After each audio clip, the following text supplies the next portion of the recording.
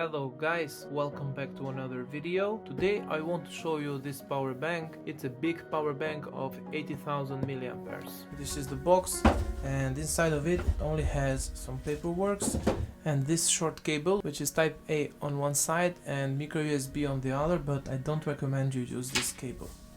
Now the power bank has 5 ports here, the LED display here and an LED light here on the back. It has a function button here on this side, on the right side. We can turn on this LED light by holding this button here, and we can power it off just by doing the same thing. Now these are the ports. It has 3 normal USB ports or type A. It has a type C port. The micro USB port here on the center is the port to charge the power bank, and this is a lightning port. Now for demonstration I will be using a Google Pixel 6, which I will charge inserting the type C port, and as you can see it's charging rapidly. I'll use this old Samsung Galaxy J5,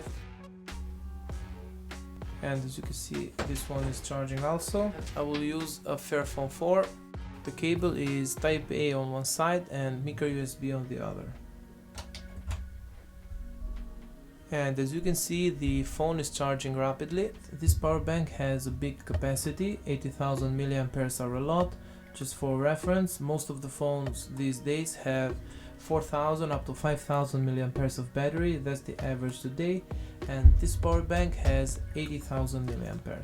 I want to mention that this power bank is heavy, but the good thing is this light here on the back. Now this is perfect for the people that are outdoors, probably camping, and it's a power bank that will cost you around 70 to 80 US. Basically that's the price I paid for this power bank. I got it locally and I believe that it's a good price, but I don't know if you can manage to find one in 80 US. I will try to find a link for you to purchase this power bank, and I will put it in the description if I find it. This is a product that I recommend.